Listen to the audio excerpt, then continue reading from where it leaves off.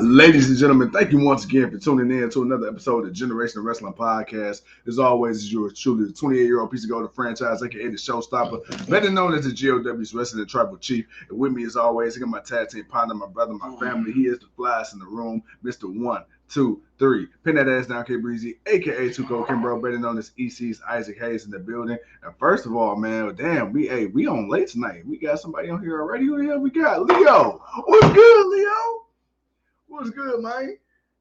Leo, what up, baby? Boy, hey, man. Dude, we got some videos and some pictures for you to see. Man. Hello. Yeah. Mickie James.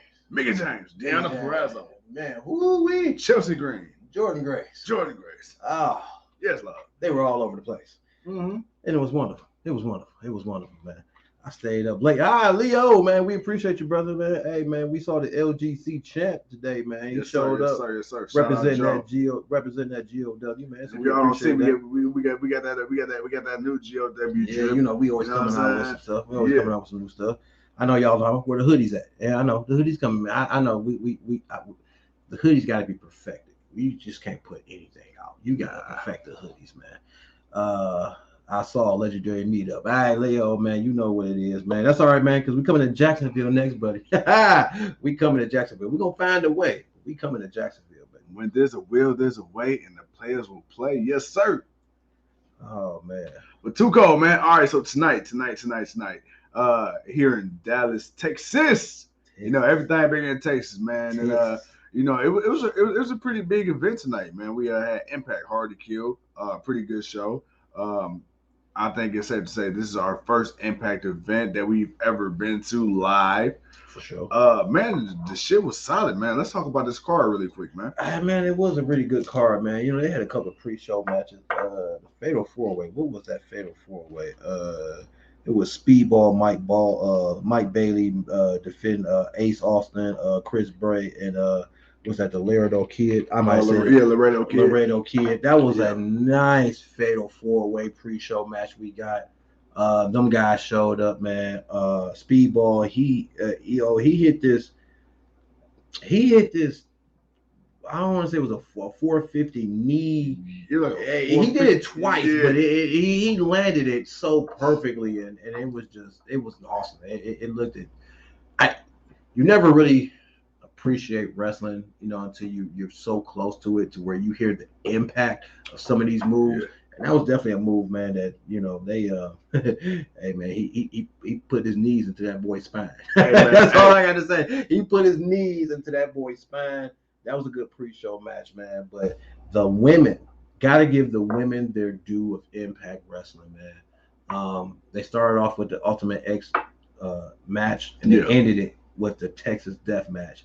But we're going to start off with that Ultimate X Death Match, man. I'm sorry, Ultimate X Death Match. What a match. What a match. Wow, what a match. Sorry, the New Amsterdam vodka's been kicking in. No, we're going to start with the Ultimate X Women's Match. That started off the main card of the pay-per-view. Yeah. And, of course, hold on, I had it here. Where did we go? Oh, I'm moving too damn fast. We had Tasha Steelz, who defeated Chelsea Green, Lady Badass Boricua. Right, the Impact Digital Champion, Big Mommy Pump, Jordynne Grace, Alisha, and Rosemary in their first ever Impact Women's Ultimate X Championship.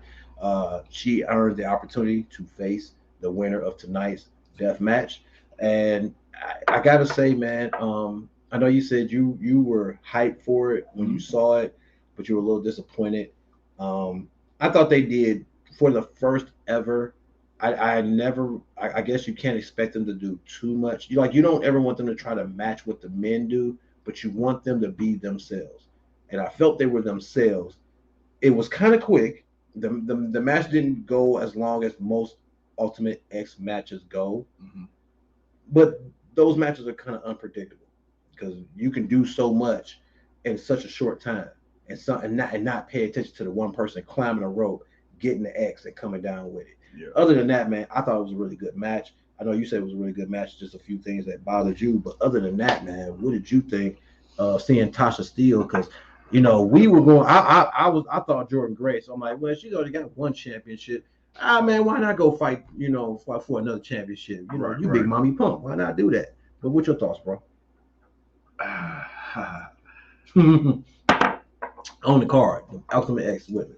The reason, so I love the match. I love the women involved. Right. My only gripe was that it was such a short match. But it was their first ever. I know it was the first ever, and I know as we progress and have more of these matches, and they get used to this match type and certain dynamics, I understand that it'll be a little more thorough. Right. But I just felt like, because first of all, this started off, the main card. Mm-hmm. So with it starting off the main card and then it being the first ever, and then the caliber of talent you had in the ring. Right. In my mind, I'm like, all right, man, we get like a 20 to 25 minute, like, bang, you know what I'm saying, banger. And then it wasn't that.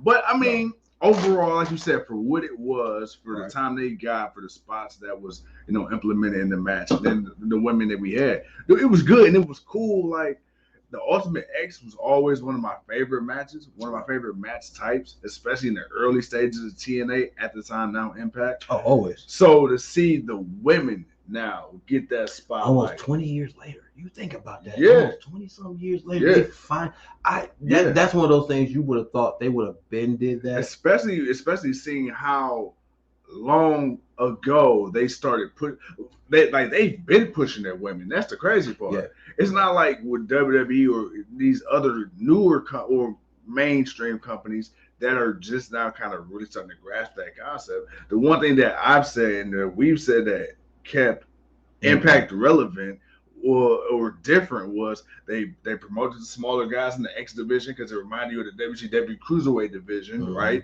And then the women were getting pushed to a level just as equal, if not at times more equal, greater than as far as importance on storylines than the men.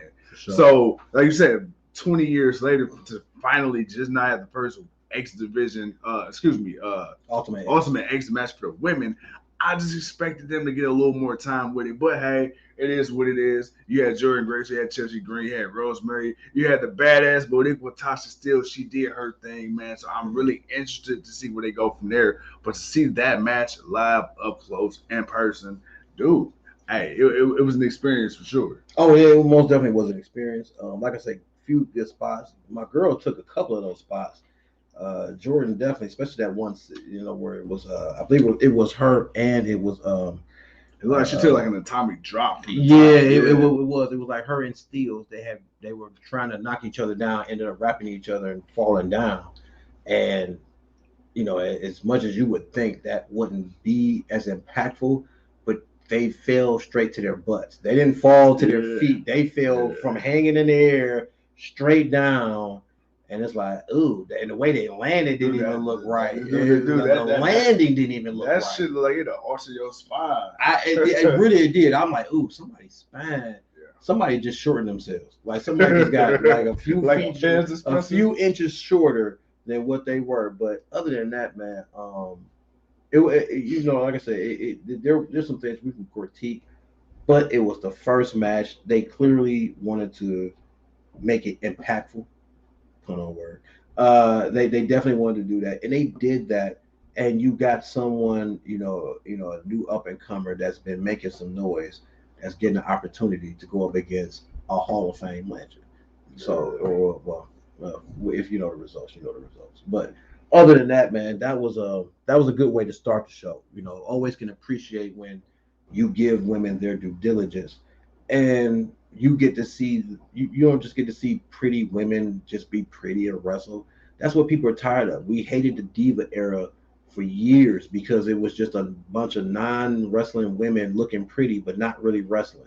Now that's not an issue. We've done too many interviews with women that says what we're seeing now is so much better and different, and it is. And I will give them a 3.5 just for the fact that it was the first ever. They did a few spots, it was cool, and you got to see someone new come up, which is why you always appreciated the women's division in Impact, right? Because they always found the way to make them so impactful. Damn, I found another way. Yeah, Amsterdam kicking it. Next up, man, we had Trey. What was it? Trey Miguel. I'm sorry, man. Liquor talk. Trey Miguel. He beat Steve Macklin to retain his Impact X Which was division. a hard hitting match. Man, nice match. I had posted on the GOW page earlier, man, that the Gresham and Chris Sabin match was the best wrestling match, and it was. Mm-hmm. If there was a second match, it was this match. This Ultimate X, X Division title match. It was really good. You got to just see two guys, one member, former of MSK, the one guy who didn't go to NXT to go to go look for the Shaman. But it was a really good match. Both guys brought their A game. It honestly, it just kind of seeing it up close, because I've never been to an Impact pay-per-view. What I have loved to see AJ Styles and all of those guys that were in Impact do a cruiserweight or X Division title match or Ultimate X, I sure the hell would have. Yeah. But I am okay with not being able to see that, because I saw what I saw tonight. Franchize, your words. All right, so Steve Macklin, if I remember correctly, I believe he was in WWE. I believe with Jackson Riker, part of that group, the Forgotten Son. I thought he looked familiar, but I people change their names so goddamn much. It's hard enough trying to. I'm terrible with names, so it's hard enough trying to. So with he and Miguel being smaller guys, man, dude, they went and they did the damn thing. Like seeing those chops, seeing the sweat fly off the chest, seeing how aggressive they were, man, from the outset. It was cool. Been a big fan of Trey Miguel for a while, especially when he's with the Rascals and everything like that. So that was cool. Steve Macklin, like I said, once again, I've been following him for a little while too. But to see these two guys, man, do their thing on pay-per-view television, they went out there, man, they gave it their all. And that's the one thing I want to honestly say about the cards from top to bottom. Regardless of where, personally you are ranked certain matches, I can't say there was a single match on the card where I was like, this is bad. Like, every match, like even the worst match on the card was still good enough to like watch. Like you weren't just like completely disappointed. Okay, the one match I think would have been the bad match is the one match that didn't happen. But we'll get to that a little later. We can get to that a little later. But I think that's the one match that didn't. That was it. He was like, how big was the arena and how many people were there? So for where we were at, it was called the Factory in Dallas, Texas. Yeah. As far as maybe a couple hundred. So I'm gonna be honest, I don't even think that. The way that place looked, I mean, we got there early, and watching the people come in, and they closed off the top because we thought we were gonna be at the little top. But the way it's structured, I would say it was a few hundred, no more than what you would. Probably three. Yeah, probably three at most. But I will say, but a lot of people came late. A lot of people came late, but the way that they had it structured, right? Because everything was in a square. So I mean, the crowd, when I say it, and that's what really, to me, I think also helped this show. It was a small crowd, probably a little bigger than your NXT crowd. I would say it would probably match it. Or I would say the crowd that was here matches what the crowd looks like for NXT. But they were hype as shit. Yeah, they were there for it. And we got to see the red hat guy that always shows up to all the wrestling shows. Red hat guy. He was there, What's man. up, man? And we got a chance to talk to the red hat guy for us. Right, man. So it was like, yo, dude, you really show up to all the wrestling events, but you don't go to WWE no more. But we didn't get a chance to say that to him. But other than that, as far as the venue go, Leo, it was NXT CWC's wise. I would consider it that. But you know what? It gave it a more intimate feel, though. Yeah. Like when Mickie James, when she was pointing up at the top when she had her match, I was pointing back at her, and I felt like she was looking at me. I was like, Mickie, I see you. You ever waved on Mickie? You see me? Like you see me? Like who, me? Oh, look at me. You waving at me. Oh, by the way, brown boy. Hey, too cold to tell y'all. Hey, off topic, but it is what it is. It's late night. That's what we do. Right. So I got a chance. Too Cold and I saw ROH Women's Champion Roxy. Mm-hmm. Me, being the dumbass that I am, I wasn't 100% sure if she's Roxy or somebody that looked like Roxy. I guess I should have known by the fact that she was carrying luggage like every other talent that we see that maybe this is probably Roxy. So let me tell y'all, man. So I see Roxy walking, and I'm shook because at first I didn't want to mistake her for Roxy, not knowing that it's Roxy. But then what made it worse was by the time I realized it was Roxy, she had already walked past me, and she was like in a group of like 10 other fucking wrestlers. And then what made it even worse is that they walked past us back and forth like 4 times after that, and I missed my chance every single time. And then she was in the car. To be Too Cold, was like, who that? I'm like, oh shit, it's Roxy. Oh, it's Roxy. Okay, to be fair, where we were standing at, the people were trying to get in to get to their cars, and they couldn't get in that way. So the dude kept telling them to go around the corner, and they go around the corner, and then they come back. So at one point, we were like, we wanted to say something, but they were so frustrated not being able to get to their car. It was like, you know what? Nah, bro, leave them alone, man. Yeah. They were happy at the first time we saw them, but by the second or third time we saw them, they were no longer happy. So it was like, you know what? And my thing is, I don't know if they were more so like they were irritated. Okay, yeah, they couldn't get to their car. Well, they were irritated, but I think after keep seeing the same 2 black guys over and over, they're probably embarrassed because now it's like they don't know where the hell they going, and we hear. Oh, we posted up on the corner like landmarks of drug dealers. Hello, Maria Canellis for the 4th time today. Oh man, oh goddamn! Or that one couple that kept walking by and then they walked around the whole entire building and came back around. I'm like, still here, guys. Still here. Like, well, we can't tell you how to get in. We ain't driving. We can't tell you. But yeah, we had to make some fun of ourselves. But yeah. Overall though, you know, Trey, Miguel, Steve Macklin, man, they put on a really good match, man. It's a location with them.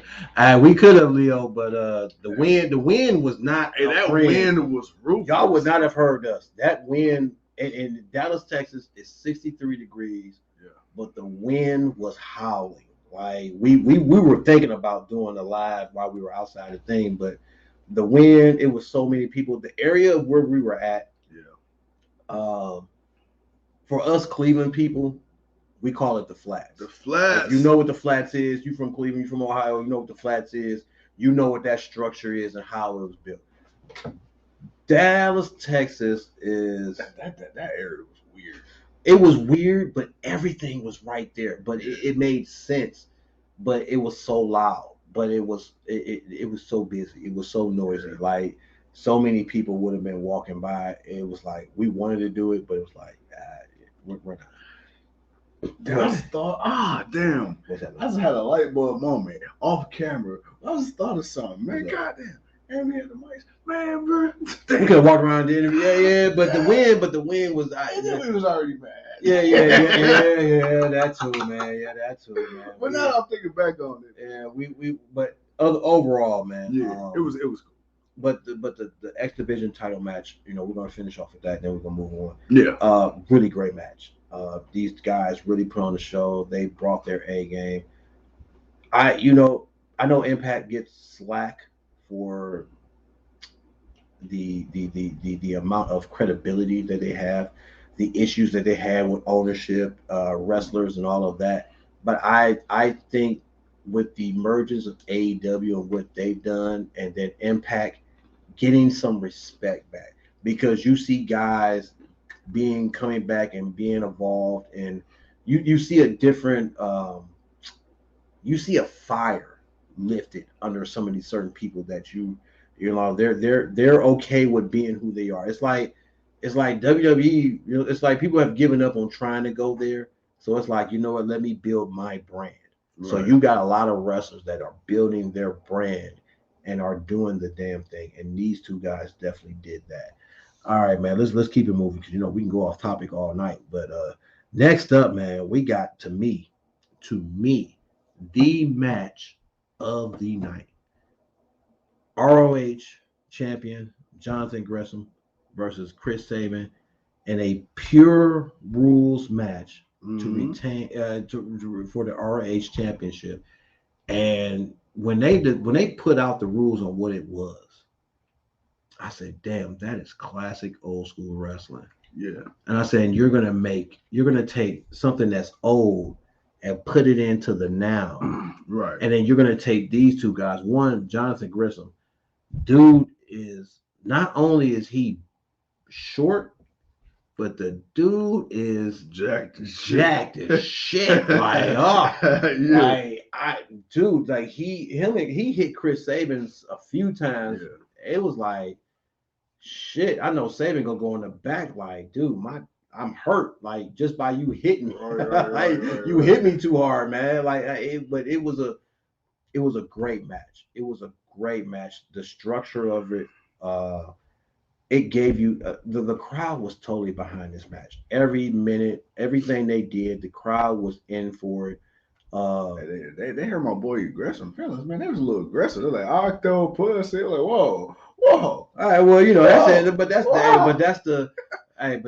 Impact. That's Impact ain't never been those casual regular fans. They've always said the most off the wall shit to people, which is fine by me. Yeah. I found it funny. Don't really it was funny as hell. Yeah. But this match, I have to say, man, because of the rules of this match, open hands, you can't close hands. You only get 3 rope breaks or whatever, and then it's legal for, you know, even if after the 3, if you try to rope break during the pin, you getting counted out. Like, you getting counted, bro. You done used your 3 chances. Right. It's a wrap. So it put more of an importance on when you did something and the desperation of when you did something. Yeah. And that was different to me. And that's the one thing about these, you know, Impact and Ring of Honor. They'll have these special matches where it's like their rules would change, but I think because people are so used to WWE and what they do and how they do stuff, when you get a company like Impact, Ring of Honor, that bring you something different, and it's like, well, damn, okay, when we say a pure rules match, what the fuck is a pure rules match? Right, and then they run down the card, and you looking at it. If you're a true wrestling fan, you look at it, and you like, oh, well, damn, I want to see that. Let's go. Let's see this. Right. So for me, best match of the night. It was pure wrestling. Like, they put each other through pure holds. They tried to keep the other one from grabbing a rope break to break the holds, and it was just that. It reminded me of why I kind of started watching and liking TNA years before. Just seeing the difference and the rules and the setup to what they did for their matches. And this, even though it was it was Ring of Honor rules, because there was a Ring of Honor championship match. So they said, we're going to use Ring of Honor rules. So this is something Ring of Honor does. But it's like, man, a pure wrestling match. That would the people marked out for it. It was just a great match. I'm talking a lot. Franchize, man, give your thoughts on it, man. No, man, you're good. Well, you know, the absolute talk. It stopped being me. It was just absolute after a while. Nah, it was like you said. I would agree. I would say this was also. I said absolutely. Right. I would say, man, this is definitely match of the night. I mean, you know, they don't call him the octopus for nothing. I mean, man, he was stretching the hell out of my boy. Man, you know, he was stretching him. But Chris Sabin ain't no joke. He got over 20 years in the game, Impact Wrestling legend. But then again, like, you know, as we all know, he has his ties to Ring of Honor as well. The 2 men, man, they put on a hell of a match. We asked him about it. Yeah, hell of a match. And it was cool, man. It was cool. It was nice to see Chris Sabin have a first ever for Impact as it relates to Ring of Honor. But I knew that, I knew Gresham wasn't going to lose. It wouldn't have made sense. I mean, it would have been nice to see Sabin win it, but it wouldn't have made sense, especially when you look at the fact that Sabin didn't even know he's going to be in the match, right? He found out on social media there was really no build to it. It was kind of like, all right, well, we're going to throw these 2 together, Ring of Honor versus blah, blah, blah. Hard to kill. Cool. So cool. So it's one of them ones where it's like, all right, this is gonna be a good match, but it really had no real backstory per se, no build to it. But it was cool, man. Once again, it was another great match to see. I mean, come on, man. Motor City Machine Gun, Chris Sabin, you know. Dude, that was cool. And then to see Jonathan Gresham, to see him, I've been keeping up with him a lot, just over clips and videos, matches here and there. But to actually witness this man's work in person, this guy is a fucking problem. And then the fact, dude, yeah. I will say this, man. He's a hell of a fucking wrestler. Watching him just pissed me off about WWE. Talk to me.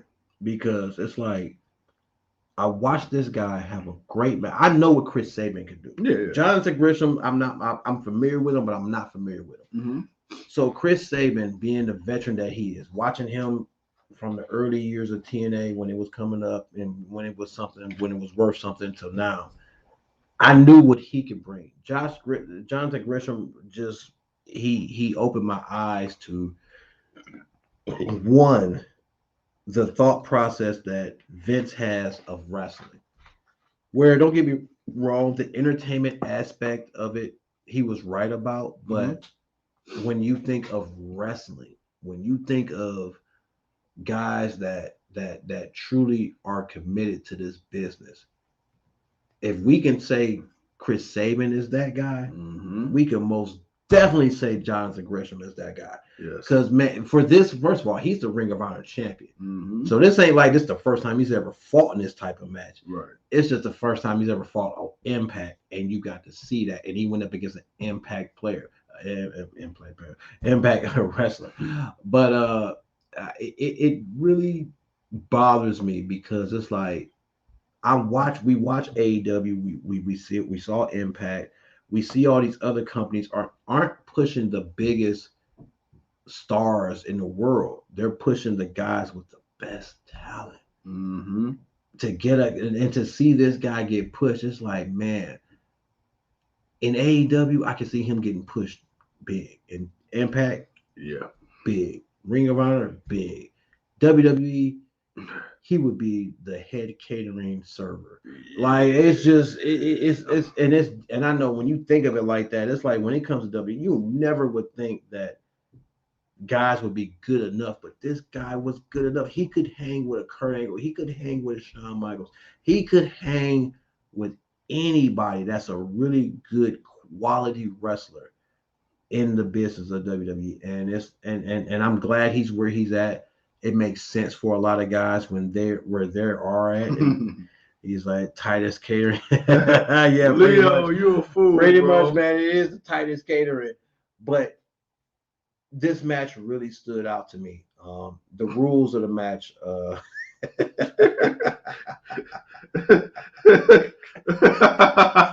Leo, fool. He's a hippie guy carving the prime rib.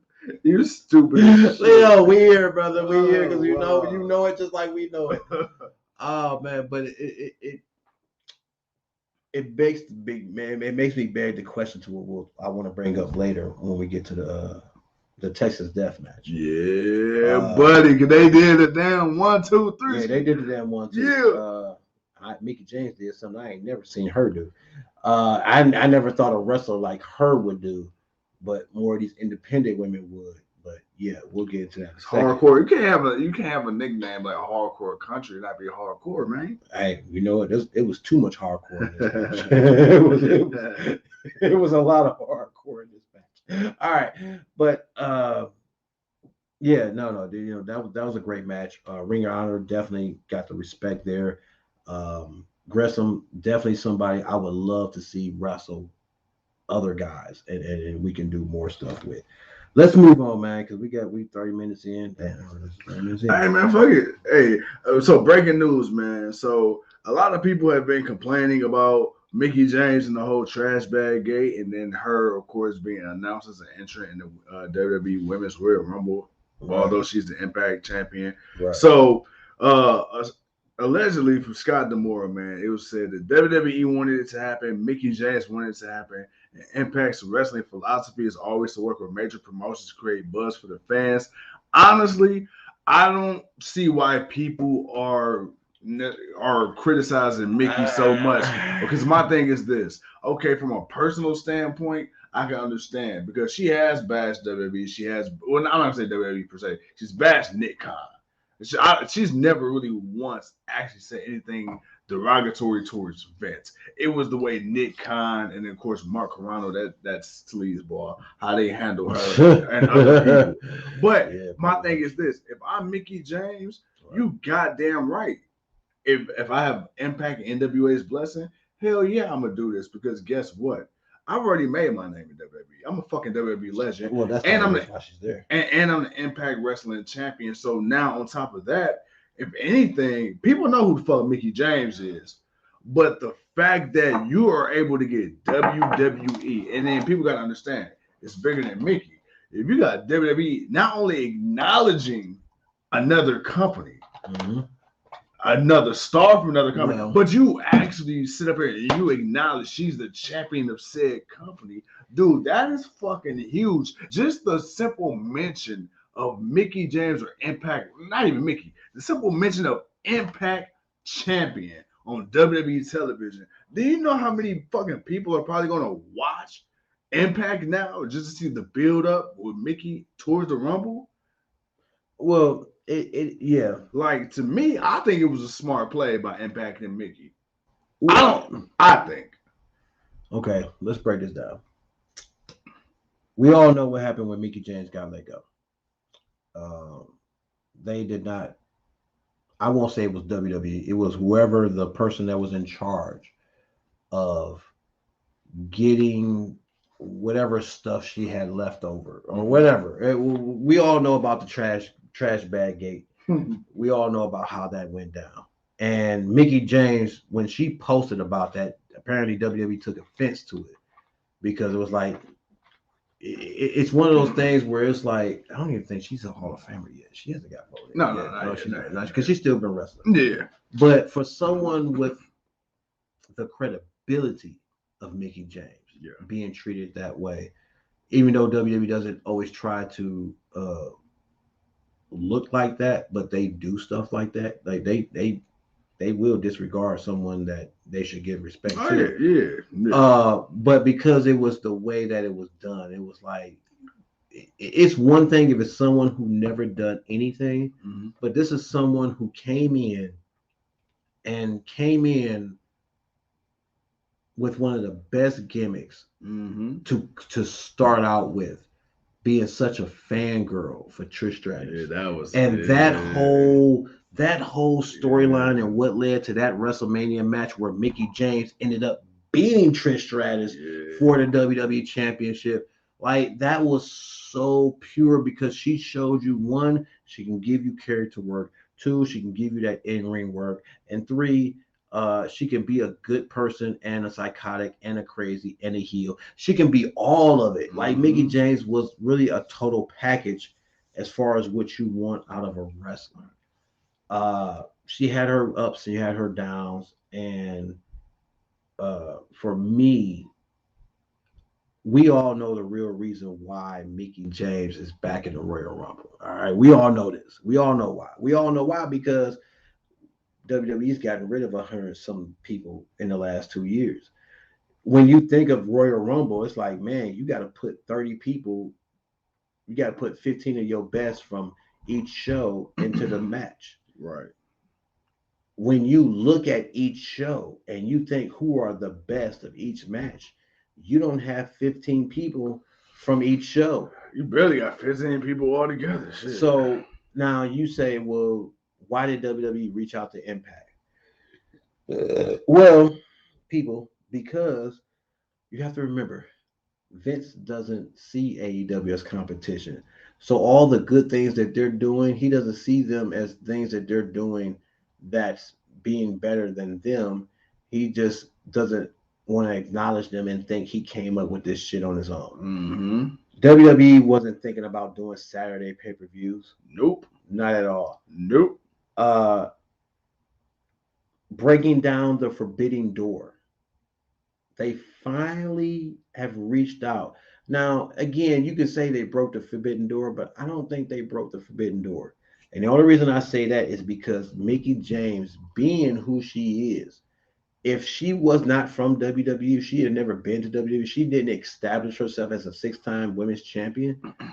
I don't see them making a big deal about this because let's be honest, if WWE really wanted to kick the forbidden door down, they would have got who was it Chelsea Green or Purrazzo. They would have brought in. Deonna, she was in WWE too, though.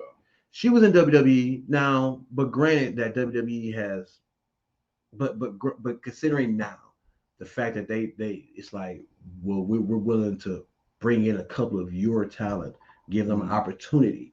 It's like they didn't go out and get 1 or 2 or 3. They went with the one person that has already been established in their company. And I feel like because of the trash bag gate and everything else that followed after it, it's kind of like that, you know what, Mickie is one of those respected veterans. She's gone. She's left us. You've always wondered, what has someone done when they leave us? And a lot of people don't do great after they leave WWE. Mickie did great. Like, she's done hella fucking great. So they know that she's a name. But why are they bringing her in? Why are they reaching out to Impact? That's because they ain't got no goddamn body, man. Period. So, for me, period. So, yes, I agree 85%, and I disagree 15%, and I'm going to tell you why. Right. So, 85% is they don't have anyone, right? Mm-hmm. But then at the same time, you got to understand, right? You got to look at the bigger picture. Also, AEW, right? Mm-hmm.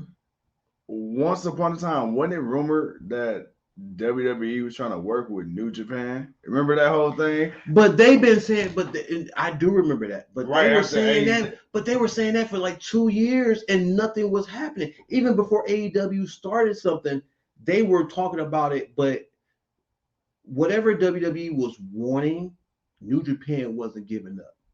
Right. But that's why I say this. And then you gotta look at this. AEW, WWE, you know, people want to recreate the Monday Night Wars so bad, which this isn't that. AEW's a close second, but AEW's still light years behind WWE, right? And then you got Impact, who outside of WCW, let's be really honest here. AEW has made tremendous leaps and bounds. AEW's in the position in their second year where it probably took Impact at least 2 or 3 times as long. I give them that. But outside of WCW, if you want to look at a legitimate, real threat to WWE as a business, Impact 2002 to 2006, 2008, that was it. That was it. If there was ever a point in history where a company was close to giving WWE a run for their money outside of WCW, it's been Impact. AEW ain't even crossed that threshold yet. No. So I would say they're long women, but then you gotta look at who they brought back. I think it's also a nostalgia factor, 1, and 2, it's also a name value factor. Because when was the last fucking time you seen Lita? Right? It's like lately they don't do shit with Lita until the fucking Royal Rumble. But you got Lita, you got me. Matter of fact, you talk about the Divas era, bruh. They went back and got the Bella Twins back for the Royal Rumble. Well, they got the most popular ones. And when you think about the Divas era, who was the most popular people out of the Divas era? It was Michelle McCool. It was Kelly Kelly. It was the Bella Twins. Mickie. It was, but Mickie was prior to the Divas era because Mickie came in with Victoria. When she came in at the end of Victoria leaving, Molly leaving, Ivory, Trish, Lita. Mickie came in when she had more the best example of women wrestlers. So she didn't start in. If she had started out not feuding with Trish, then Mickie James wouldn't be where she is now. I just feel that way. But because she started out with Trish and that kicked off to where it did, it really put Mickie James somewhere further. The problem is Vince just Vince was just, I don't know. Vince was too busy, occupied looking at breasts and not paying attention. You know the crazy part about Mickie? So, correct me if I'm wrong, but Mickie was, Trish was Mickie's first WWE feud, right? Yeah. The fact that that's your first feud against fucking Trish Stratus, who by this time had established herself as one of the best. And you built yourself to be credible enough to beat Trish. And then when you won, people were happy as fuck. And it was believable. That's a testament to Mickie James and her work as well. Because it is, dude, you came up and the first person they threw you in there with Trish Stratus. And not only did you have a meaningful storyline, but you were able to play all these different characters. And then you finally turned on your hero and won. And then you just became even more of a fucking draw, like a badass. Like, dude, six-time women's champion. You think about it, Mickie James is a six-time women's champion. It's like, and that's including the fact she left for years before she came back and then won again and then left again. So it's like, but right now, why are WWE interested? Because they don't have anybody. They got rid of all their women. They got rid of all the women. Right now, the 4 horsewomen are what we dreaded that we hoped they didn't become. And they all are John Cena. In their own way. In their own way. Becky Lynch, you say, well, Becky Lynch came in, she was the first SmackDown Women's Champion, and she didn't do shit for 2 years. I give Becky Lynch that due. Sasha Banks came in, and her and Charlotte, they were on fire. The problem was Charlotte was going to win more because of who Charlotte was. Mm-hmm. And Sasha was going to be the tail end of that. Mm-hmm. We got what that was, but injuries also played a part. Yeah. One of our partners, Flawless, he would always say Sasha would always get injury prone. And as much as we argued that, we always knew it was the truth.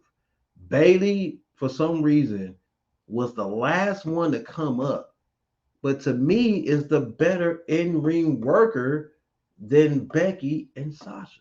I will never. Hey, I'm starting some shit tonight. Look. The FBL vodka. I give you Becky. The vodka. Wow. Well, it's the boss. I know you would never put anyone over the boss, but the vodka's talking, and the vodka's speaking truth right now. And honestly, Bayley coming in, and then once she dropped the John Cena act, because that to me, that's what it was. Bayley was just the hugger was just the female version of John Cena. Once she dropped that, and she's become who she was for the past year prior to her injury, Bayley has leapfrogged Becky.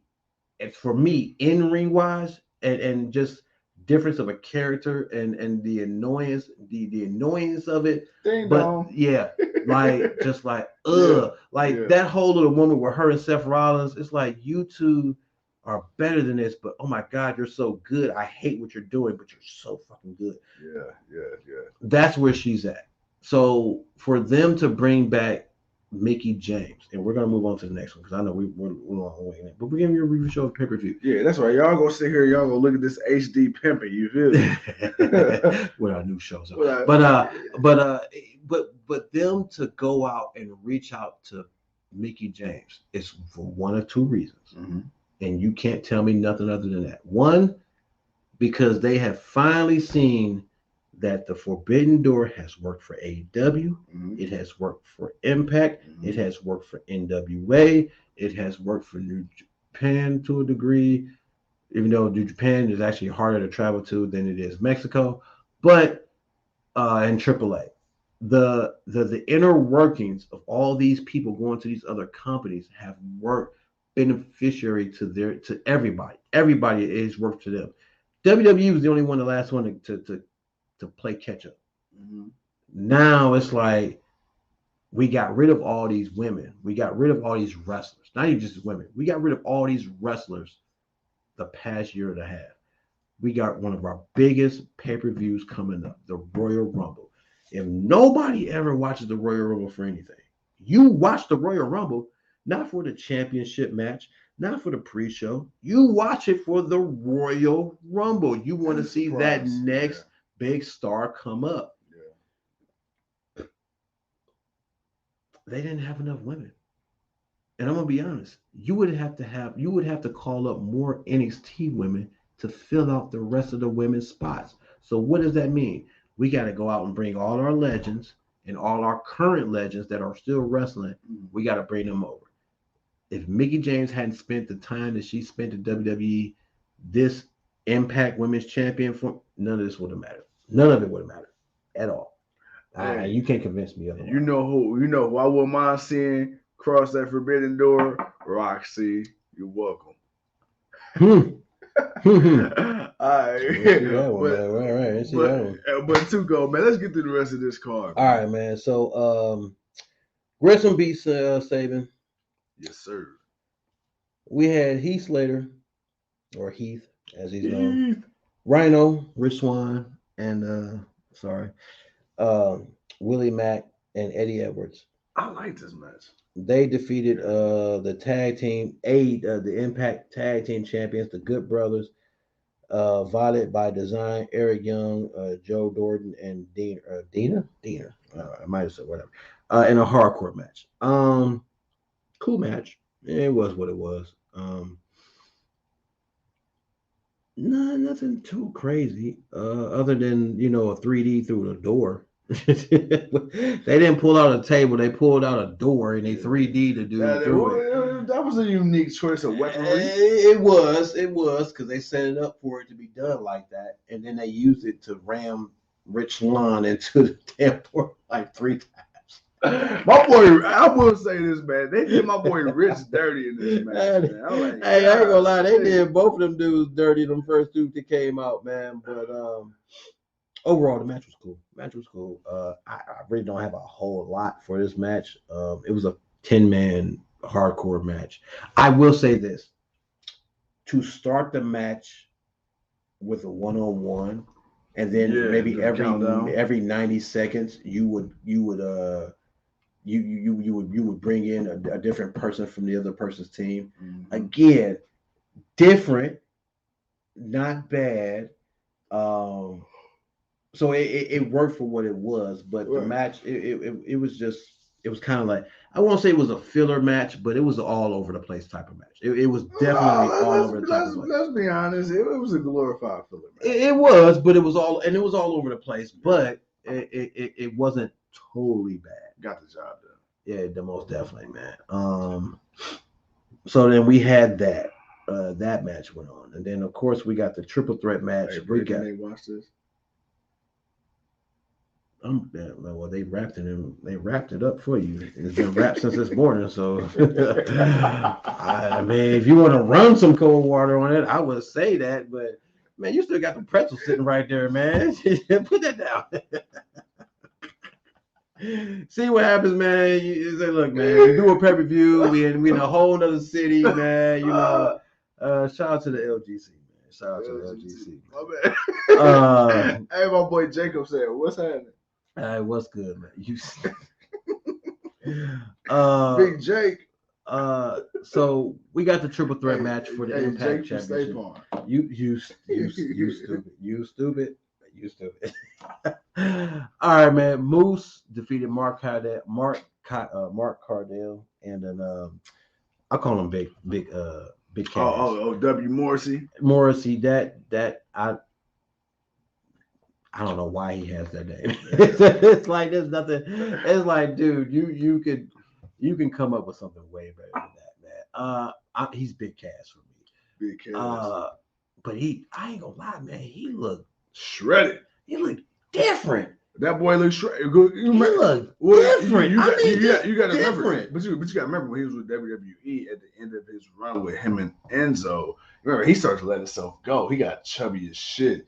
But now, he got injured though. Like he got injured, and I know they were big on him. But you got to remember too. He also got different gear. Remember, he's in the trunks now. My boy, he got the whole get up. But it's a whole different company. Yeah. But it's like, damn, WWE. He looked like a 7-foot edge.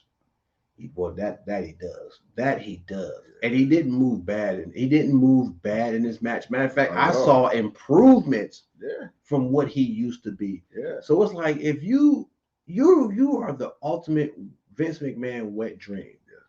What did you do for them to give up on you? Backstage politics. Well, that's backstage issues. Well, I mean, allegedly. You hanging out with Cass, so I guess that yeah. I mean, you hanging out with Enzo, so yeah, I guess so. Triple threat match, Impact Championship, Cardona, Morrissey. Moose.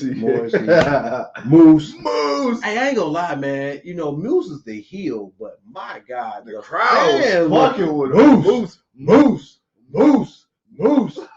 I'm like, damn, I thought y'all hated him. He was like, nah, Moose, they cheering for Moose, man. Because he's a wrestling guy. Hey, you know, and I was first and foremost, to hear him say that, I'm like, ooh, nobody's suing him for that. wait a minute. They not saying nothing to him for that? Oh, okay. And he said like 3 or 4 times. I'm like, hey, his entrance dope as fuck. Hey, his entrance, look. That entrance, like it get all dark, you get the little spotlight.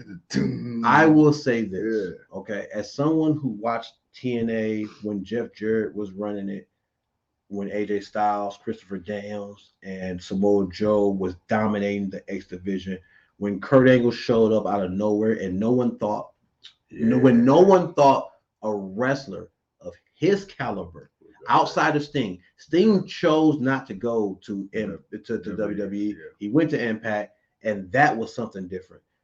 But for Kurt Angle to be a guy who still in his prime, who was a big deal coming out of WWE, going to Impact, those years of Impact were really great because you got to see a lot of talent. Outside of Christian Cage, okay, because to me, I still don't know how the fuck Christian Cage, because he had Tyson Tomko. That is not good enough, damn it. No, that is not good enough whatsoever. You cannot convince me. Are you going to tell me Christian is a good worker in the ring? Yes, he is, but you're not convincing me that he was that good to be undefeated for 2 fucking years. No. There was nothing about it. If you say Kurt Angle, if you tell me Kurt Angle walks into TNA and he's undefeated for 2 years, I'm not arguing it. I know what he can do. And I know what Christian can do. Christian is good, but Christian was never that dude that you can't beat. You know why? You can beat him? WWE. That's the only reason you can beat him. That's true. That is true, but still, it is Vince's metaverse. Dude, there's so many matches he should have lost in TNA at that time. Yeah, Tomko. Tomko wasn't there for all of it. He wasn't there for all of it. But my point is, it's like the Holy Ghost. You can't see it, but you know what there. It's like God in the wind. You can't see it, but you feel something. Oh man, look. Okay, so you mad that that's true? There's too much truth to it. There's truth to it, man. All right, look, for real. All right, Moose won. It was a cool triple threat match. It wasn't nothing too crazy. You know, they all had their nice slow. They all had a moment to shine. That was great. I know we got off topic a little bit, but sorry, God. But what we said was true. Christian was never looked at as that guy. I'm going to stick to that. But I had to. But Mack Cardona, yo, you know what? Yeah. He showed me that what he could be if WWE just gave a fuck a little bit. And I mean that how I said it. It's 1 a.m. to us now. And whenever you watch this, you probably won't think what I'm saying is appropriate. But seriously, 100%. He showed me what he could be. And I'm not saying he could have been the greatest thing ever, but it's hard for me to disregard a guy that got over being an internet champion. It's like people are so hyped to see you. You ain't even been on TV in a month, and you come back and people are excited to see you. So he showed that in this match. And Moose showed why Impact has faith in him. Yeah. And I'm not going to lie. And when I say this, it's not the liquor talking. It's me being honest and who I am and just what I represent. But AEW and WWE really need to take notes to how to treat the black athlete in wrestling. I'm not saying Moose is the greatest ever, but they're putting effort behind this guy. You can say, well, Big E and Kofi. What we've been seeing in the last couple of years was not effort; it was more of coincidence. We can have we'll have another conversation for that for another day. We ain't got the time for that for tonight. But Impact. They showed me, man, that you can do everybody, give everyone the same love, but also show your champion the respect that he deserves. And that's what I saw tonight. I saw they respected that man for what he can do. The fans let it be known that they are behind him. And I ain't gonna lie, I think I said it a couple of times, like, dude, I think Matt Cardona gonna pull this bitch off. I said Matt Cardona was gonna end up winning. Who Sammy won it back. Oh, well, good. We need to review that too. We didn't get a chance to catch the Battle of the Belts. We'll give you that tomorrow. I thought Matt Cardona, because of the story that they told between Moose, Cardona, and WM, that Cardona's going to end up winning it. Yeah. And then I thought what happened with the Ultimate X, I'm like, oh yeah, he's definitely walking out with it tonight. But he didn't. Moose ended up retaining it. Moose took a hell of a spot on the outside, which was, man, that looked really mean. But I just wish that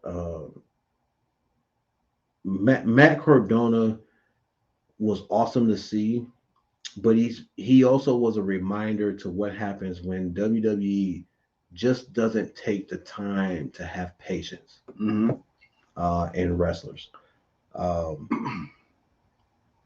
The dude's got something.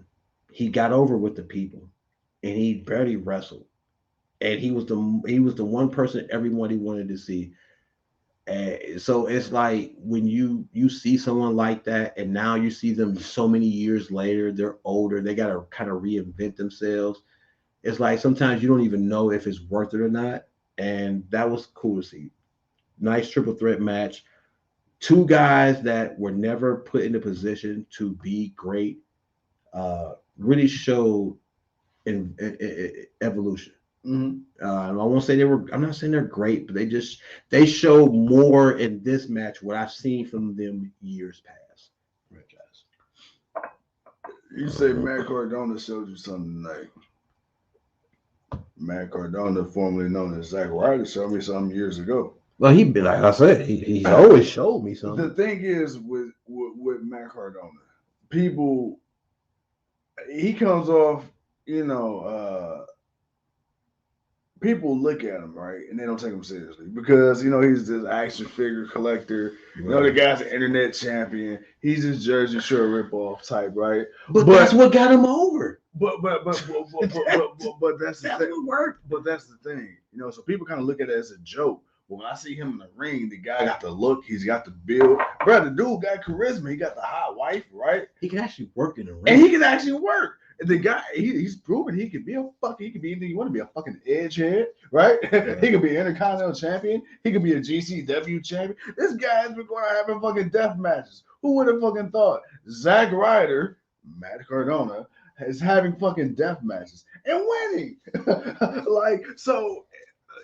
He's got something. Once again, man, this is all about the politics. And like they say, man, Triple H, his theme song say it best. It's all about the game and how you play it. But tonight, Matt Cardona, you said it. By the way, man, hey, you still owe me a drink. I forgot about that. Yeah, no, I ain't forgot about that. That was some bullshit. That was bullshit right there. But no, Matt Cardona, man, he did the damn thing. But dude, Moose, you said it, and we're not gonna harp on it, man, too long. Like we already been talking for an hour. It's another subject, but you said something to me, man. You're just like, man, like, damn, like this is the way you should treat your black champions, right? Opportunity, just opportunity wise, like, but don't put them in the spot. Don't Big Eel. Don't Kofi Kingston them. Don't put them in the spot, and then you don't have no plan for them, or you giving up on them. Like, it took Moose a while. Like it for Moose to be where he is, it took him a while to get there. No doubt about it. A lot of people and I don't know, we're going off track, but we're talking wrestling. When Big E won the Money in the Bank, it's like, yes, we want to see Big E pushed as a top guy. He won the championship. Yes, we want to see Big E pushed as a top guy. But we didn't get Big E as a top guy. We got Big E as Big E, who used to be in the New Day. He was just by himself. He just didn't have the New Day with him. That's all I saw. I did not see. One better. It felt like we got Big E pushed as a top mid-carder that happened to be holding the top championship. That's actually worse. So I'll go with that because that's worse. But that was the disappointing thing about Big E. It was like, we don't have the time for this conversation, and we really don't. But I just wish there was a better effort, but like I said, I'm comparing what Moose has been able to do in a smaller company to what a guy is able to do in a bigger company, and it's not the same. We get that, so please don't think we're just being stupid. No, we understand the logic of it, but you would hope that guys like Big E and Kofi, and you may not always see them as the title picture that they are. You can say, well, Bobby Lashley got a decent push. Did he really? He didn't beat nobody for the championship. He had to wait for the Miz to beat Drew McIntyre so he can beat the Miz to be the champion, and then he only fought Drew, and then that's a whole nother topic. But as far as this match goes, I will give Impact their credit. Moose has built himself up to be that respected guy, and that's awesome. You can't disregard that. And Big E and Kofi, to a degree, have been those type of guys. The only difference is WWE has a different structure than Impact, and Impact is willing to take more chances. Right. And they took a chance on a guy, and he was more than good enough to deliver. And I wish that one day, and people aren't happy that Big E lost at day one. Like, right. Folks are like, dude, first and foremost, you didn't give us the guy we thought we were going to get. And then not only did you do that, but then you had him lose in a match he was supposed to originally win in. That's that. Like I said, we could talk about that at a whole nother time. But for our tonight, Impact, Cardona, Morrissey, Moose, I might have said his name wrong, Cass. To me, he's Cass. Great match. Everyone got an opportunity to show what their worth is, regardless of what you think of as a fan. They got to show their worth. It was a pretty good match, and Moose retained, and it was just really good. All right, man. Any thoughts on them? We finna get from the main event. We finna get to this match. Let's talk about it. Talk for an hour. Let's talk about it. We're giving the people content. And Leo, man, Leo, you a G. That's all I gotta say. Leo, you a G. And LGC, you a G too, man, for showing up tonight. Sorry. Mickie James, the Impact World Heavyweight Champion. She went up against Deonna Purrazzo, who had held the championship for 300, and if I remember them saying it correctly, 340 something days, like almost a whole year. Like, first and foremost, you made it to 300 something days. And you a boss bitch. And then I'm not being disrespectful. And then on top of that, not only did you have that, but you still the Reina de Reinas champion. So you was double champ. You was champ, baby. All right, death match. The rules for this death match, I love. Pin your opponent. You got to make a 10 count now. Not only did you get pinned, but you got to get up before the 10 count. I like that. Yeah. That's the one thing that Impact has always been able to do. They've always been able to do something, find a way to change the rules up to where it's competitive, and it really gives you that. It changes your perspective on thinking. You know who's going to win the match. Reason why Franchize says I owe him a drink is because I said that. I didn't have faith that WWE wanted Mickie James to be the Impact champion. prior to her going in. But then I should have thought about it. If Impact was going to agree with it, if Mickie was going to agree with it, hey, you're going to acknowledge me for what I am now. I'm not in your company anymore. You let me go. You want me to come be in a Rumble? Cool. But you acknowledging what I'm doing. You're not playing that, we're in our own universe and we don't know of any other stuff that's going on. If that was the case, I didn't think of that, but I would have won because I would have convinced him to take the other person. But Mickie James, Purrazzo, they put on a hell of a main event. I can't lie. They put on a hell of a main event. They definitely I will say this, man. Ever since the Britt Baker Thunder Rosa unsanctioned match, the level, but mind you, even with me saying that, there's been other TNA, Impact, and other matches that have been good to be compared to that unsanctioned match. But I think that match and the reviews and what people had to say about it put the women in a whole new standard. We just watched Ty Conti and Anna Jay go up against Penelope Ford and the Bunny in a hard street fight tag team match. And out of all the matches those four have been having, everyone has universally said that fight, not a match, that fight was the best they've done because you had women split blood and they weren't just doing the same rinky dink. They were really going out there to look like they were hurting each other. Storytelling. Till its finest. We get Impact, we get the Texas Death Match, we get Purrazzo, we get Mickie James, who comes out and she is cowboy country, she is hardcore country to the T. I have never seen so many middle fingers, crotch grabs.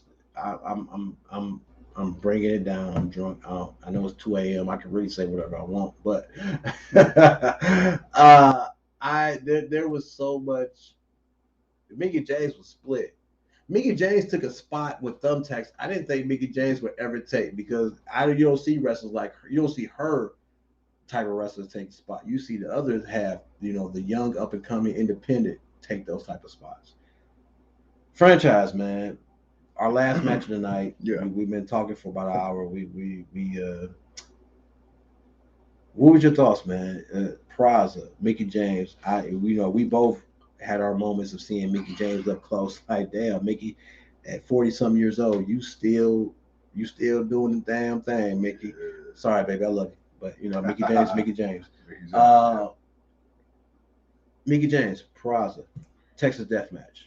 All right, so before I speak on Mickie James, because we all know what Mickie is and what she's done, I got to give Deonna her flowers. I've been in love with the way she's revamped herself because she was in NXT, was severely much like Ty Conti, was in NXT, severely underutilized. She had a couple of matches on the main roster on Raw, like Chelsea Green, that never really went nowhere. Got released, went to Impact, and immediately took over the women's division. Made a true impact. Literally, in her first year there, the battle she had with Mickie James, she absolutely revitalized that division alone. Yeah. And she showed why she's the virtuosa. Yeah. And then you have Mickie James. Thank God for. It's unfortunate how her WWE tenure ended, but I'm glad that she went back to a place like Impact that respected her.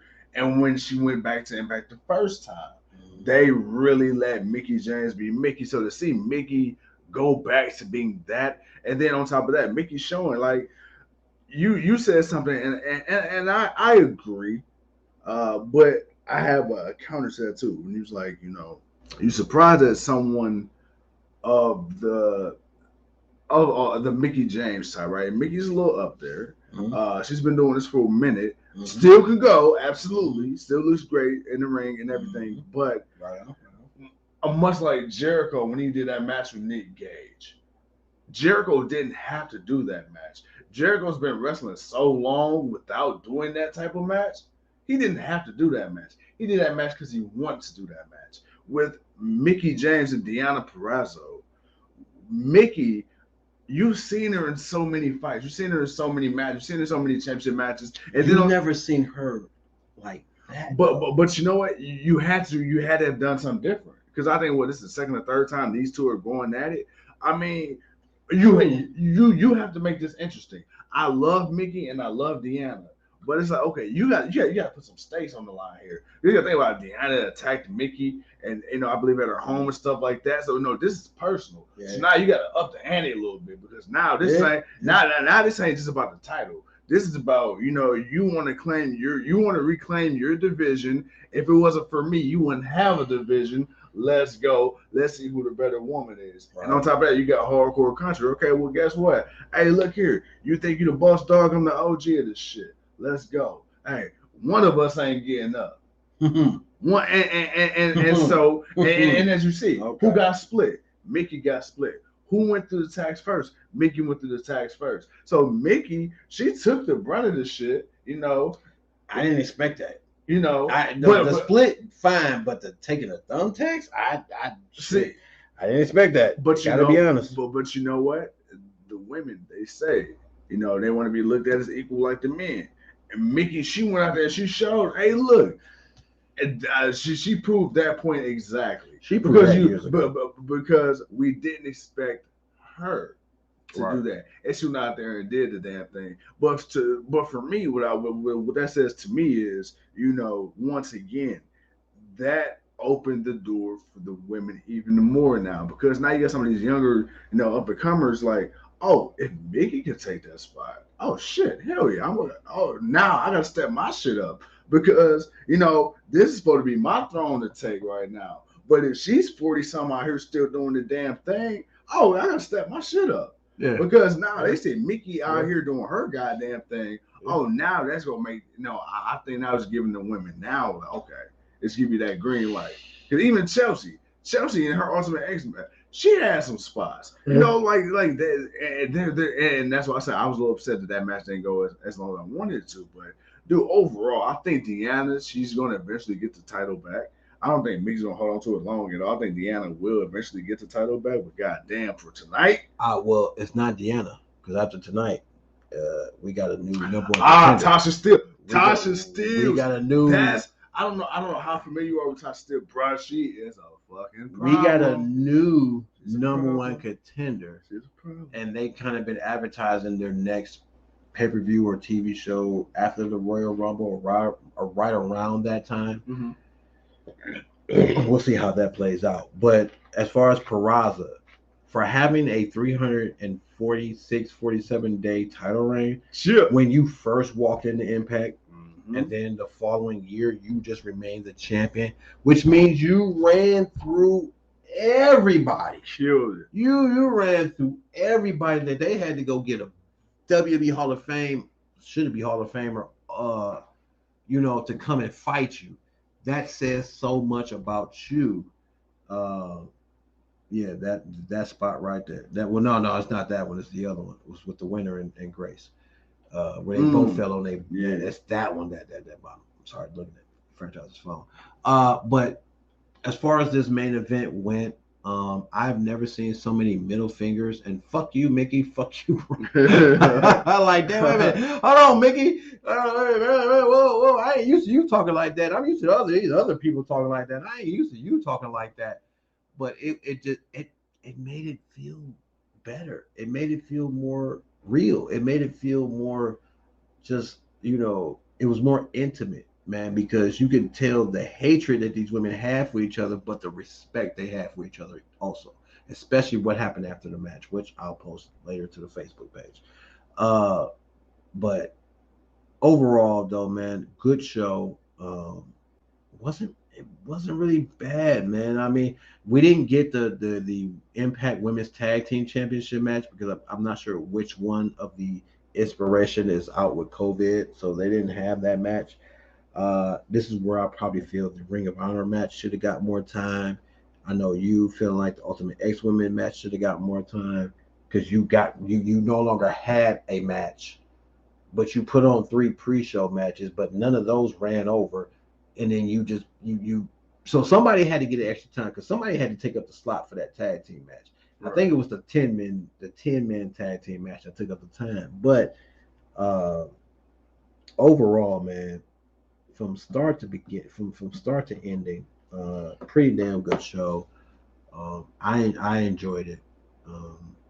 Sure, there's some other things we can nitpick, but for an hour and 15 minutes that we did not plan on talking to you guys for, I think we talked enough. But this is an Impact pay-per-view. This was a special thing for us coming down to Dallas, Texas, to the factory to come see this. Sure. That was definitely different. So we definitely had to give it its proper due. But overall, I got to say, man, I cannot lie, man. It was a damn good show. I enjoyed it. There was Leo says he wants to know will we get the show on a scale of 1 through 10. I would give it like a 7 or 8. I would give it. It's a high number, dude. I would definitely give it that, like, without a question. I wouldn't give it a 9. I won't give it a 9.5. There were a couple of things I could have did different. They could have did different, but as far as just from the start of the show to the end of the show, I will say Hard to Kill. Seeing it in person for what it was, I give it an 8 out of 10. Yeah, I give it an 8. You know what? Just if I'm feeling a little generous because I love Mickie. Seeing it firsthand, not watching it on TV, actually being at the show. I would give it that. That being so close and actually seeing the moves and hearing the moves and then hearing the impact. Yeah, and also the crowd. Yeah, like I said, the crowd really made this pay-per-view. Because, when you watch the WWE, or not even just WWE, just in general, when you watch it, it's kind of hard to really gauge the crowd reaction, right? It can kind of be muffled a little bit. But being there in that environment and being in such a confined space, the people, man, from nonstop, you're talking about 3.5 hours even on the pre-show, when the shit was half full, the people was out there, like, giving it their all. Chants, screams, boos, cheers, jeers, but everybody like made some type of reaction. So every match in some way felt important. So overall, man, Impact, they did the damn thing. Like I said, 8.5. I'm being generous, but 8 for sure, solid 8, man. Leo says, when do y'all fly back, man? First thing tomorrow morning, man. For sure, we're going back tomorrow, man. It's 3:26 our time.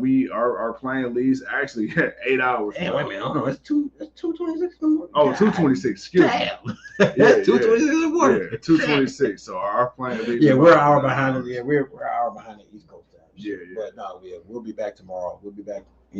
I'll be in the bed fucking sleep. I don't know if y'all get shit for me tomorrow. The rest of the day. We might do a show tomorrow, but we got something. We got to do the Battle of the Belts, but we got to watch the show first because we was at Hard to Kill. We couldn't watch Battle of the Belts, so we'll pick that up sometime between. I'll tell y'all this though. Monday at worst. Sammy won. Yeah, Monday at worst. I told you he better not lose. I said he better not lose. But they got interim. So, but that's the reason why that's why I say he better not lose. Like, you gonna piss a lot of people off. What if Cody win it right back? That'd be some bullshit. But then that goes back to what you said earlier. But overall, other than that, ladies and gentlemen, that's Hard to Kill Impact 2022 pay-per-view. Not a bad pay-per-view. The one match I don't even know if I talked about this match, and I feel like I glossed over it, but it was Jonah versus we didn't talk about that. We didn't talk about that. We didn't talk about that match, and I know we went over it, man. But Jonah versus the Ultimate Weapon, or I forgot his name that fast. Yeah, why do it? And it just slipped my mind too. It did, but that was a really good match. Also, that was a really good match. The walking weapon. The walking weapon. That was a really hard hitting match. Seeing them in person walking by, man, big as shit. I will say this, man. If Bronson Reed was supposed to be one of those dudes coming up to the main roster, what did he do to not be there? Because the dude, fucking beast. He showed up for tonight. I It has to be some backstage politicking, or because he's too overweight, he's not the muscular type. Maybe Vince got a thing against guys that look like Bam Bam Bigelow and Big Bad Vader. And I mentioned those guys because those were the guys that were whooping people's asses, but doing the things you weren't used to seeing guys their size doing. Yeah. So and Bronson or Jonah, Samoa Joe, and all of them, Bray Wyatt. They are all a part of that class of guys that just do stuff as bigger guys that you wouldn't expect them to do. So I don't know what he did, but that was actually a really good match. That was a hard-hitting match. That was a physical match where people ended up bleeding, limping, and the Ultimate Weapon ended up getting a victory. I believe it was Josh Alexander. Josh Alexander. I'm terrible with names. But that was a really good match. Wanted to mention that one before we got out of here. But other than that, man, Hard to Kill. I would give it an 8. Just seeing it live, it was an 8. It was an 8. Would I say it was better than certain other pay-per-views? Probably not. But watching it in person, giving it an honest score, I would say out of 8, 7.5, 7.5, 8 out of 10. Yes, sir. Yes, sir. Hey, once again, man, Dallas has been real. It's been an honor, man. Y'all got some cornbread out here in these streets. With that being said, ladies and gentlemen, thank you once again for tuning in to another episode of GOW. I'm the 28-year-old piece of gold. He's too cold. And I spit in the face of people who don't want to be cool. Peace. Watch it.